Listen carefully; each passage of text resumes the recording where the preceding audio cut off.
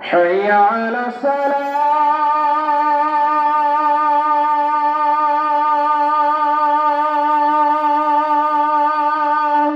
السلام عليكم ورحمة الله وبركاته. الحمد لله نحمده ونستعينه ونستغفره ونؤمن به ونتوكل عليه ونعوذ بالله من شرور أنفسنا ومن سيئات أعمالنا، من يهده الله فلا مضل له ومن يضلله فلا هادي له، ونشهد أن لا إله إلا الله وحده لا شريك له، ونشهد أن سيدنا ومولانا محمدًا عبده ورسوله صلى الله تعالى عليه وعلى آله وأصحابه وبارك وسلم. أما بعد، قال الله تعالى في القرآن الكريم: أعوذ بالله من الشيطان الرجيم، بسم الله الرحمن الرحيم. ولتكملوا العدة ولتكبروا الله على ما هداكم ولعلكم تشكرون. صدق الله العظيم. وقال رسول الله صلى الله عليه وسلم: من صام رمضان ثم أتبعه ستا من شوال كان كصيام الدهر أو كما قال عليه الصلاة والسلام. সম্মানিত মুআজ্জাজ মুহতারাম মুসল্লিয়ান কিরাম, আল্লাহ রাব্বুল আলামিনের শুকরিয়া আদায় করি যে রাব্বুল আলামিন আমাদেরকে সুস্থ রেখে অত্যন্ত ভালোবেসে সর্বশেষ জুমা আল্লাহ তাআলা আমাদেরকে মসজিদে আসার, কোরআন এবং হাদিসের কথা বলা শোনার তৌফিক দিয়েছেন। সেই রবের শুকরিয়া আদায় করি, কালিমাতুশ শুকুর সকলের হৃদয় থেকে বলে আলহামদুলিল্লাহ। আল্লাহ রাব্বুল আলামিন তৌফিক দিলে আগামীকাল ঈদ উল ফিত্র এর কিছু করণীয় বর্জনীয় ব্যাপারে আলোচনা করব। মা তৌফিক ইল্লা বিল্লাহ। মুহতারাম হাজিরিন, ঈদ উল ফিত্র, ঈদ মানে আনন্দ খুশি, বারবার আসা, আর ফিত্র অর্থ হলো ভাঙ্গা, অর্থাৎ রোজাটাকে ভাঙ্গা, রোজাটা ভাঙ্গার আনন্দ।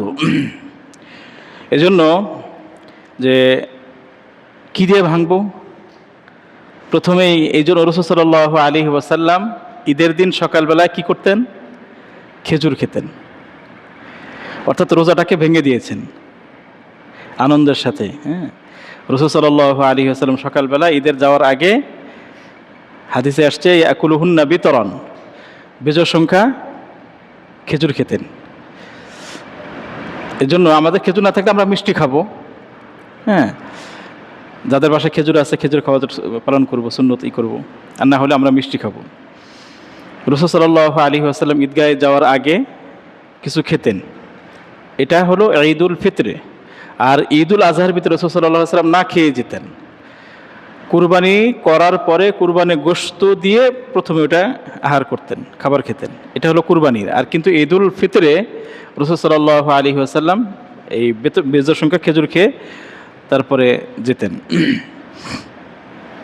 তো এই ঈদ উল ফিতরের গুরুত্বর ব্যাপারে যে প্রথমেই তো আমরা ঈদ উল ফিতরের একটা প্রথম যে কাজটা সেটা হলো চাঁদ দেখতে হবে, চাঁদ দেখা। কোরআন কারিমে আল্লাহ তাআলা বলেন ওয়ালিতুকমিনুল ইদ্দাতা ওয়ালিতুকাব্বিরুল্লাহ, তোমরা এই সংখ্যাটাকে পূর্ণ করো। তুকমিনুল ইদ্দাতা ওয়ালিতুকাব্বিরুল্লাহ। আর আল্লাহ তাআলা আমাদেরকে যেহেতু হেদায়েতের উপর রাখছেন, এই জন্য আল্লাহ তাআলা তাকবীর বলা। ঈদের চাঁদ ওদের সাথে সাথে ঈদের দোয়া, চাঁদের দোয়া, এটা আমরা পড়ব। আল্লাহুম্মা আহিল্লাহু আলাইনা বিল আমনি ওয়াল ঈমানি ওয়াস সালামাতি ওয়াল ইসলামি রব্বি ওয়া রাব্বুকাল্লাহ। সাথে সাথে আল্লাহু আকবার লা ইলাহা ইল্লাল্লাহু আল্লাহু আকবার ওয়ালিল্লাহিল হামদ, তাকবীর বলবো। তো রাসূল সাল্লাল্লাহু আলাইহি ওয়াসাল্লাম বর্ণনা করেন সুমু লিরুয়াতিহি ওয়া আফতিরু লিরুয়াতিহি, তোমরা চাঁদ দেখে রোজা রাখো, চাঁদ দেখে রোজা ভঙ্গ করো। ফাইন গুম্মিয়া আলাইকুম ফাউদ্দু সালাসিন, যদি 29 তারিখে আকাশ যদি মেঘলা থাকে, আচ্ছন্ন থাকে, চাঁদ দেখতে না পারো, তখন তোমরা কি করো? এটাকে যদি বোঝা যাচ্ছে চাঁদ ওঠে নেই, তাহলে তোমরা 30 দিন পূর্ণ করো। এজন্য আমরা কিন্তু আজকে আমরা 30শে রমজান, আমরা চাঁদ বাংলাদেশে কোথাও দেখা যায়নি। আর ঈদ উল ফিতর এটা কোন দিন হবে? হাদিসে আসছে ইয়াউমাল ফিতর ইফতিরুন নাস ওয়াল আযহা ইয়াউমা ইউজাহিন নাস, যেদিন সকল মানুষ ঈদ উল ফিতরের দিবস পালন করবে সেই দিন হলো ঈদ উল ফিতর। অপর একটা হাদিসে আসছে যে ইয়াউমা ইফতিরুল ইমাম, রাষ্ট্রপ্রধান যেদিন ঘোষণা করবে, যেদিন পালন করবে সেদিন হলো ঈদ উল ফিতর। রাষ্ট্রপ্রধান যেদিন বলবে যে ঈদ উল আজহার, সেদিন ঈদ উল আজহা। এখন কেউ যদি মনে করেন যে একা একা চাঁদ দেখছে আর কেউ দেখেনি, তারপরেও অন্য দেশের চাঁদ দেখার উপর তো নির্ভর দূরের কথা, কেউ যদি একাও চাঁদ দেখে আর যদি এটা গ্রান্টেড না হয় বা রাষ্ট্রপ্রধান ঘোষণা না করে, তারপরেও সে একা ঈদ পালন করতে পারবে না। রাষ্ট্র ঘোষণা করবে, তারপর ঈদ পালন করবে। কিন্তু অত্যন্ত পরিতাপের বিষয় যে গতকালকে মানে 28শে রমজান যেদিনকে আমাদের, সেদিনকে তারা ঈদ পালন করেছেন। আজকেও অনেক জায়গায় ঈদ পালন করতেছেন। গতকালকে হ্যাঁ অনেক জায়গায় কি কারণ কি আফগানিস্তান, নাইজেরিয়া, মালিতে চাঁদ দেখা গেছে। আচ্ছা, তারা কিন্তু চাঁদ আগে দেখছে, এজন্য তাদের ঘোষণা হয়ে গেছে। চাঁদ দেখার কারণে সৌদি আরব কি ঘোষণা করছে? নাইজেরিয়াতে তো দেখা গেছে, আফগানিস্তানে তো দেখা গেছে, সেখানে তো মুসলিম কান্ট্রি। এখন ওইখানে দেখার কারণে সৌদি আরব কিন্তু ঘোষণা করে না যে আমাদের পার্শ্ববর্তী বা একটা মুসলিম কান্ট্রি দেখা গেছে আমরা পালন করব। সৌদি আরব কি পালন করছে? করেনি। কিন্তু আমাদের আফসোসের বিষয়, আমাদের দেশে 5 থেকে 6 জন 7 জন তারা পালন করছে। এটা এখন মানে টেলিভিশনে, তারপরে পত্রিকায় ফলাও করে প্রচার করা হচ্ছে। এটা মুসলমানদের ঐক্য নষ্ট করার একটা মাধ্যম। এখানে আমাদের যেরকম করণীয় আছে জনগণ হিসাবে, তাদের জন্য দোয়া করা, তাদেরকে বোঝানো, রাষ্ট্রেরও কিছু করণীয় আছে, তাদেরকে শক্ত হাতে এগুলো। আর ওলামায়ে কেরাম যারা আছে, এগুলো একটা স্পষ্ট ফতোয়া। হ্যাঁ, বিশেষ করে দারুল উলুম দেওবন্দ আমাদের বড় বড় ওলামায়ে কেরাম যারা আছে, স্কলার আছে, তাদের পক্ষ থেকে একটা সম্মিলিতভাবে এটাই করা, ফতোয়াটাই জাহির করা, প্রকাশ করা। অলরেডি কিন্তু এখানে আছে যে সারা বাংলাদেশে যখন রাষ্ট্রপতি আমাদের ঘোষণা করবে, রাষ্ট্রপ্রধান, কারণ আমাদের দেখে যে চাঁদ কমিটি আছে, জেলার কমিটি আছে, উপজেলা কমিটি আছে, যারা চাঁদ দেখে। আমাদের এখানে রংপুরে বিভাগীয় কার্যালয় আছে ইসলামিক ফাউন্ডেশনের, সেখানেও 7 সদস্য বিশিষ্ট, তারা মাগরিবের আগেই 4 তলার উপরে তারা উঠে দেখে, তারা নিজেরা পর্যবেক্ষণ করে, দেখার চেষ্টা করে। তারপরে তাদের মানে টেলিফোন তো আছেই, কোনো জায়গা থেকে খবর আসলে তার সত্যতা যাচাই হলে তারপরে এটা ঘোষণা করা হয়। এখানে এককভাবে বা অন্য দেশের সাথে চাঁদ মিলিয়ে করা, এটা কোনো রেওয়াজ ইসলামের ভিতরে নেই। তারা অনেক যুক্তি দিতে পারে। মোহতারাম হাজিরিন, যুক্তি দিয়ে মুক্তি মিলবে না। কারণ দেখেন, একটা মাসালা বলি আমি, মুজা, এক ধরনের মুজা আছে, চামড়ার মুজা, যে মুজার উপরে মাসে করা যায় আছে। মুসাফির হলে 3 দিন 3 রাত, আর মুকিমের জন্য 1 দিন 1 রাত। যারা স্থায়ী বাসিন্দা তাদের জন্য 1 দিন 1 রাত্রও এই মুজার উপর মাসে করে সে নামাজ পড়তে পারবে। আমরা যেরকম মাথার উপর মাসে করি, পাটা না খুলে মুজার উপরে মাসে করে সে নামাজ পড়তে পারবে। এটা মুজার মাসালা, চামড়ার মুজা হলে পরে। তো এখন মুজার মাসেটা কোথায় করতে হয়? সে খালি পায়ে কিন্তু মানে মুজা পরিধান করে সে হাঁটতেছে। মুজার মাসেটা সাধারণত উপরে 4 আঙ্গুল পরিমাণ এমনি সোয়া দিলে হয়ে যায়। আচ্ছা, এখানে যুক্তিতে কি বলে, মুজার উপরে ময়লা লাগে না মুজার নিচে ময়লা লাগে? মাসে করলে তো নিচে করা দরকার। আমার তো যুক্তিতে তাই বলে যে মাসে করতে হবে নিচে, কারণ ময়লা তো নিচে লাগছে।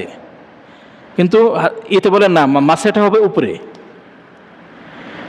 এজন্য অনেক যুক্তি দিয়ে না। দেখেন, সাহাবায়ে কেরামের যুগে আল্লাহ রাসূল সাল্লাল্লাহু আলাইহি ওয়াসাল্লামের সাহাবা যাদেরকে বলা হয়েছে আলাইকুম বিসুন্নতি ওয়া সুন্নাতিল খুলাফায়ে রাশিদিন আল মাহদিয়িন, সাহাবাদেরকে অনুসরণ করতে বলা হয়েছে।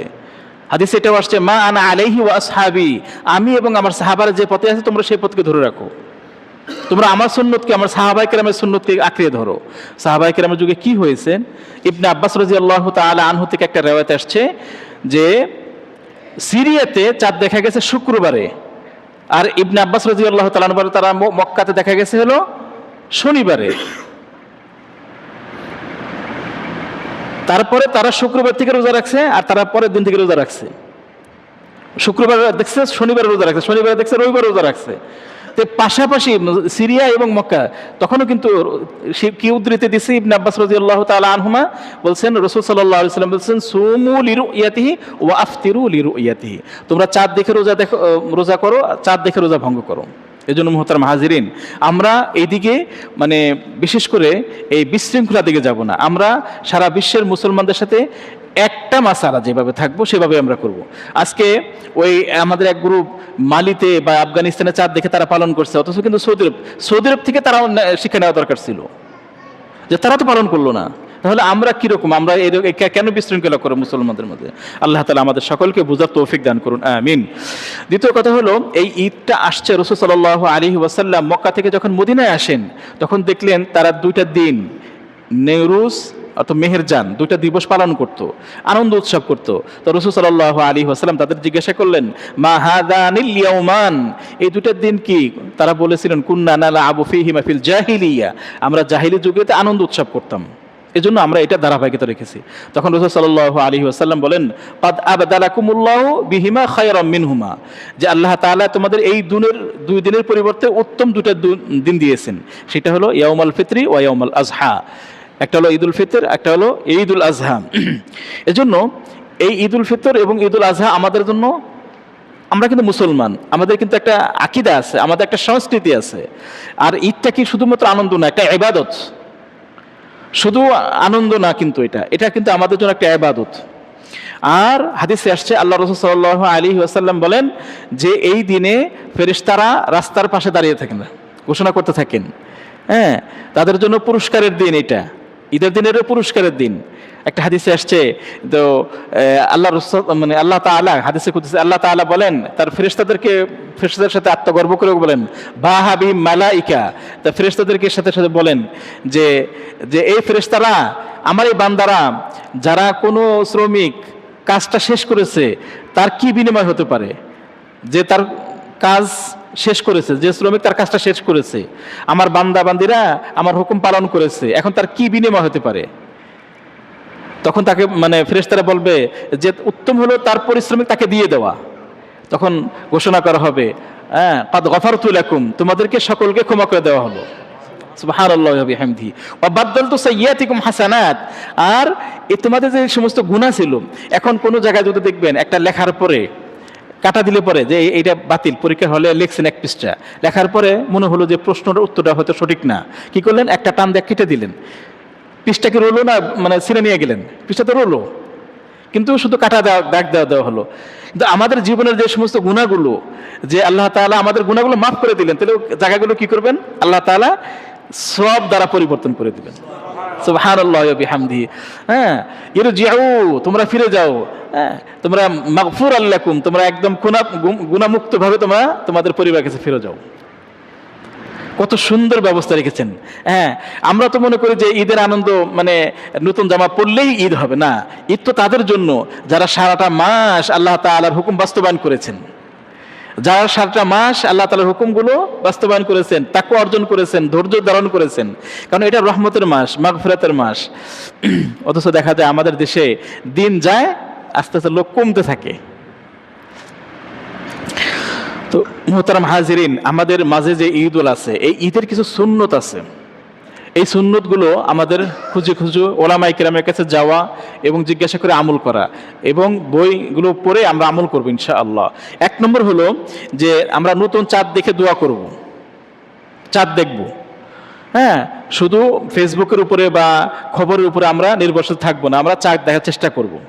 চাঁদ দেখাটা সুন্নত, হ্যাঁ, এটা আস্তে আস্তে আমাদের থেকে বিলীন হয়ে যাচ্ছে, হ্যাঁ, আমরা চাঁদ দেখা থেকে দূরে চলে যাচ্ছি। আর দ্বিতীয়ত হলো ঈদের দিন সকালবেলা গোসল করতে হবে, রাসূল সাল্লাল্লাহু আলাইহি ওয়াসাল্লাম গোসল করতেন।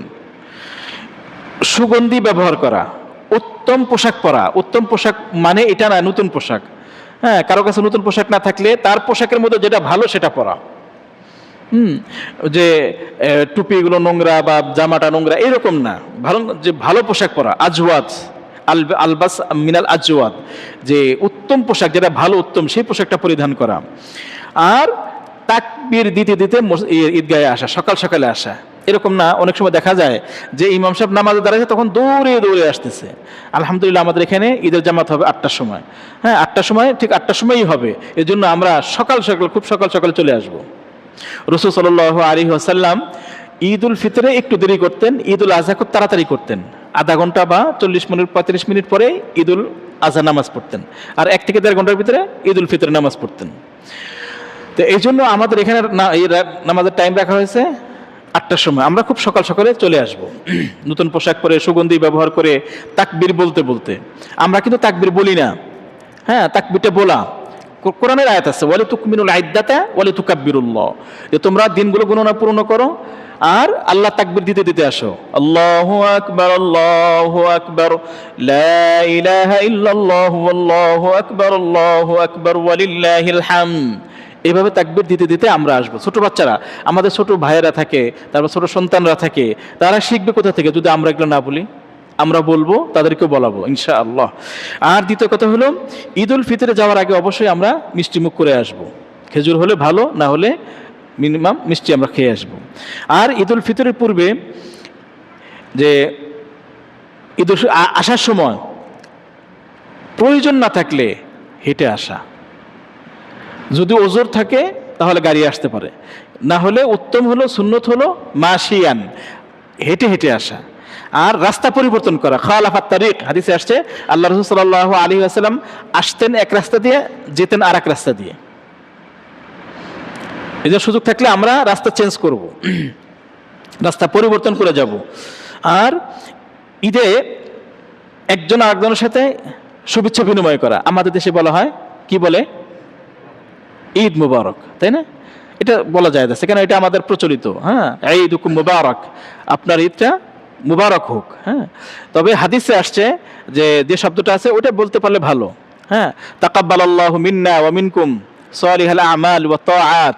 হ্যাঁ, তাকাব্বালাল্লাহু মিন্না ওয়া মিনকুম, যে আল্লাহ তাআলা আমাদের এবং আপনাদের ইবাদতগুলো কবুল করুন।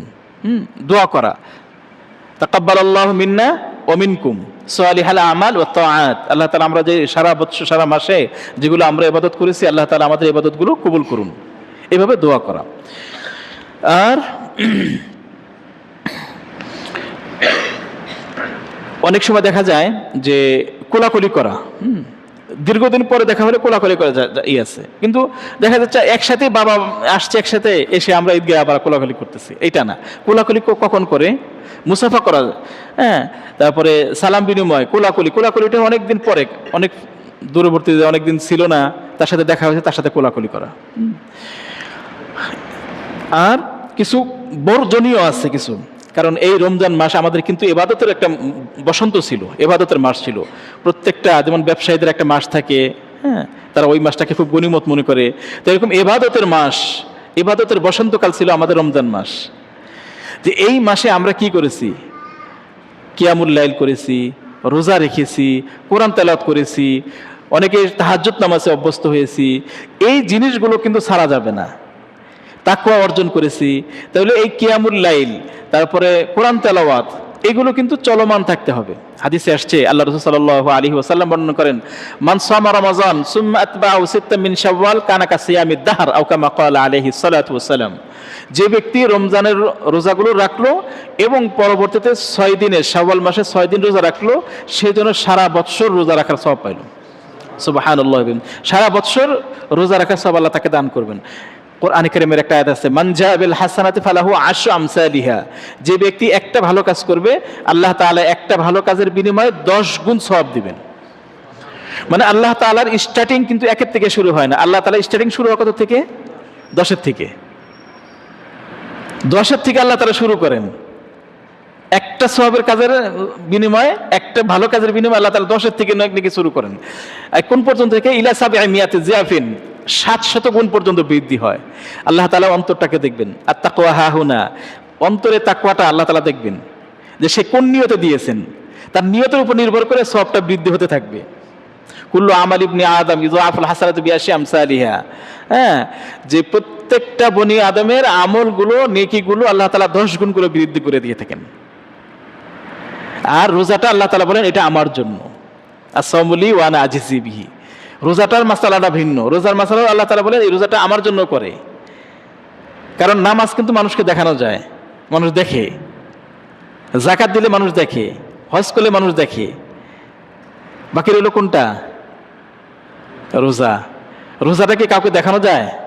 কোনো মানুষকে বোঝানো যায় যে আমি রোজাদার? বোঝানো যায় না। একমাত্র কে বুঝে? আল্লাহ। এই জন্য বলতেছে আস-সাওমু লি ওয়া আনা আজজি বি।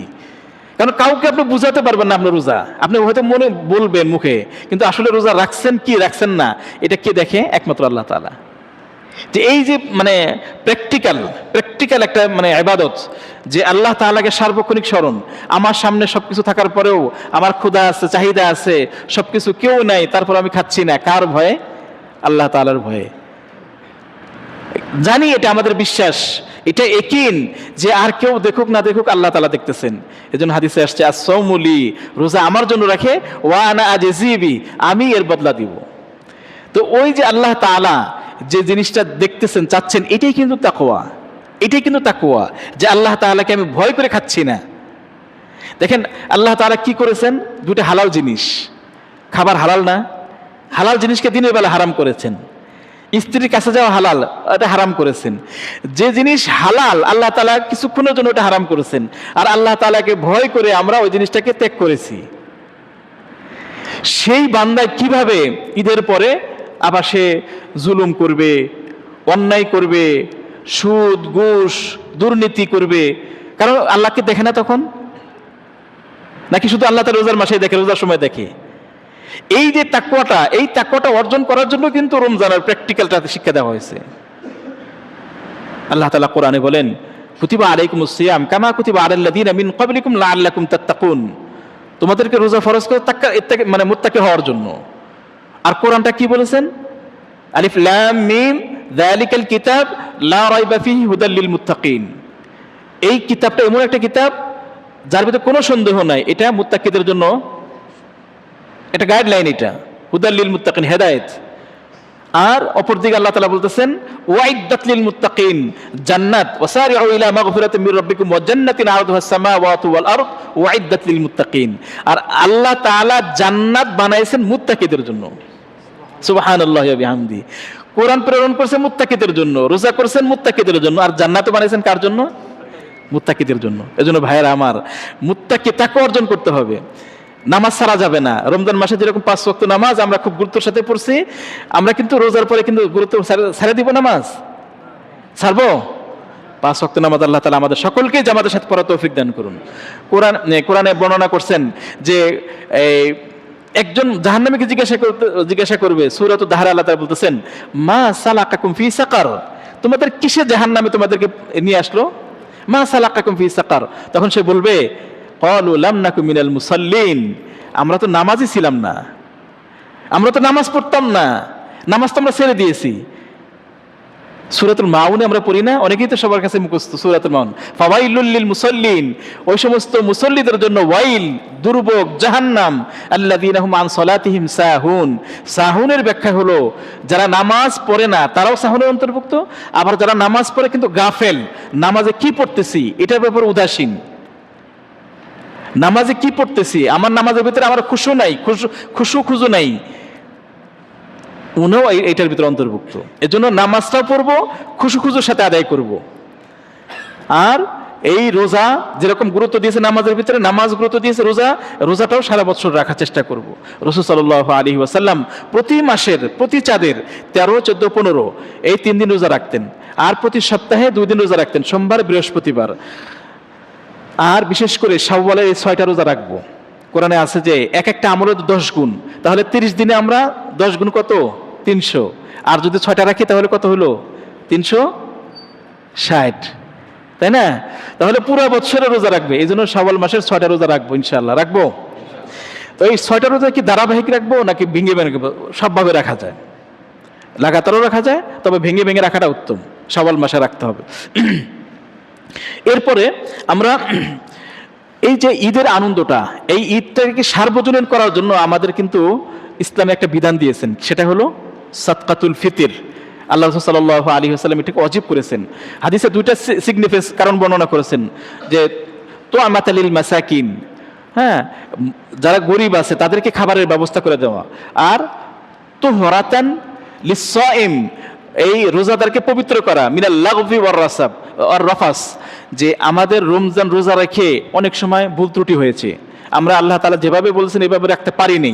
তো এই যে ভুল ত্রুটি ক্ষমা করার জন্য, পবিত্রতা করার জন্য এই সাদকাতুল ফিতরের ওয়াজিব করেছেন আল্লাহ রাসূল সাল্লাল্লাহু আলাইহি ওয়াসাল্লাম। হাদিসে আসছে মান আদ্দাহা ক্বাবলা সালাত ফাহিয়া যাকাতুন মাকবুলা, যারা এই নামাজের আগে, ঈদের আগে এই সাদকাতুল ফিতর আদায় করবে, আল্লাহ তাআলা তাকে মকবুল যাকাতের সওয়াব দান করবেন। ওমান আদ্দাহা বাদা সালাত ফাহিয়া সাদাকাতুম মিনাস সাদাকাত আও কামা ক্বালা আলাইহি সাল্লাতু ওয়াসালাম, আর যদি ঈদের নামাজের পর আদায় করে তাহলে সাধারণ সৎকার মতো সওয়াব সে পাবে। এই সাদকাতুল ফিতর রাসূল সাল্লাল্লাহু আলাইহি ওয়াসাল্লামের যুগে সাহাবায়ে কেরাম দুই ধরনের শব্দ ব্যবহার করেছেন, সাআম মিন তামার, এক স ব্যবহার করেছেন, আবার নিসফে সওয়ার কথাও আসছে, আর 5 ধরনের খাদ্যের কথা আসছে। হ্যাঁ, আটা, খেজুর, কিশমির, তারপরে পনির। হ্যাঁ, এই 5টা খাদ্যের কথা আসছে। আর একটা হলো বার্লি, যেটাকে জব বলে। তো এই 5 ধরনের খাদ্য, তো আমাদের দেশে ওলামায়ে কেরাম সহজ করার জন্য এলাকা ভিত্তিক কিছু ফতোয়া দিয়ে থাকেন যে আমাদের দেশে সর্বনিম্ন হলো 110 টাকা। হ্যাঁ, ডিসপেস হয় 1 কেজি 650 গ্রামের দাম, আটার দাম। এরপরে কেউ যদি, এখন সকলেই কিন্তু একই দিবেন না, যার যেরকম সামর্থ্য সেই ওটাকে দিবেন। কেউ খেজুরের 595 টাকা দিবেন, হ্যাঁ, যার বেশি সামর্থ্য আছে সে 2805 টাকা দেবেন পনিরের দাম, এরকমভাবে নির্ধারণ করা হয়েছে। হ্যাঁ, এই জন্য আমরা এটাকে অবশ্যই ঈদের আগে, অর্থাৎ ঈদটাকে সার্বজনীন করা। আর একটা মোহতারাম হাজিরিন, সবচেয়ে বড় গুরুত্বপূর্ণ আমল যে ঈদের নামাজ আমরা কিন্তু দিনের বেলা শুরু করতেছি, ফজর নামাজ অবশ্যই জামাতের সাথে আদায় করব, ঈদের নামাজ করব। ঈদের নামাজের পরে আমরা আমাদের বাংলাদেশে সহ দেখা যায় কি করি, আমরা ছোট ছোট বাচ্চারা উচ্চ আওয়াজে গান বাজনা শুনে। আমার সারাদিনে ইবাদত, এটা তো ইবাদত, বিনোদন, সেটাকে সুস্থ বিনোদন আছে, ইসলামিক বিনোদন আছে, সেগুলো করব। আমরা গান বাজনা করব উচ্চস্বরে, তারপর আতশবাজি করব, এগুলো হারাম। হারাম, গান বাজনা করা একদম হারাম। আমাদের ঈদের আনন্দটাকে নষ্ট করে দিবে, ঈদের ইবাদতটাকে আমাদের নষ্ট করে দিবে। সারা বছর আমরা যে ইবাদত করলাম, আমরা সেগুলো কি করলাম, নষ্ট করে দিব। এজন্য আমরা গান বাজনা আমাদের পরিবারে দেখব, খেয়াল করব। ইসলামী সঙ্গীত আছে, আপনারা করতে পারেন। তারপরে সুস্থ, মানে কৌতুকের নামে মিথ্যা কথা বলাও নিষেধ। আল কিযবু উম্মাহাতুল মুমিনিন, উম্মাহাতুল, যে মিথ্যা কথা, এগুলো সকল গুনাহের মা। মা কাকে বলে? যার ভিতরে আরো সন্তান জন্ম দেওয়ার ক্যাপাসিটি আছে, অর্থাৎ মিথ্যা কথা আরো অনেক গুনাহকে টেনে নিয়ে আসে, অনেক গুনাহের মা। এজন্য মিথ্যা কথাও কখনো বলবো না, মানে কৌতুক বলতে গেলেও মিথ্যা কথা বলবো না, কাউকে হাসানোর জন্য মিথ্যা কথা বলবো না। আল্লাহ তাআলা আমাদের সকলকেই সুস্থভাবে কোরআন সুন্নাহ মোতাবেক ঈদ উদযাপন করার তৌফিক দান করুন। আল্লাহ তাআলা আমাদের সকলের ইবাদতগুলো কবুল করুন। আল্লাহ তাআলা আমাদের সকলের রোজাগুলো কবুল করুন। আল্লাহ তাআলা আমাদের যারা এখানে ইতিকাফ করেছেন, আল্লাহ তাআলা তাদের ইতিকাফগুলো কবুল করুন। আর যারা আমরা ইতিকাফ করি না, আমরা ভবিষ্যতে ইতিকাফ করতে পারি, আল্লাহ তাআলা তৌফিক দান করুন। যারা উপযুক্ত আছেন হজের, আল্লাহ তাআলা তাদেরকে হজ করার তৌফিক দান করুন। আল্লাহ তাআলা আমাদের সকলকেই একবার কমস কম মানে বাইতুল্লাহর জিয়ারত করার তৌফিক দান করুন। সকলে বলি আমিন। আর এই রোজাটাকে আমরা খুব যত্ন সহকারে বিদায় দিব, বিশ্বস্ততার সাথে, বিশ্বাসঘাতকতা যেন না হয়। আল্লাহ তাআলা আমাদের সকলকেই রোজার যে মাহাত্ম্য, তাকওয়া, সারা বৎসর এই তাকওয়ার সাথে চলা তৌফিক দান করুন। আমিন। ওয়া আখিরু দাওয়ানা আলহামদুলিল্লাহি রাব্বিল আলামিন।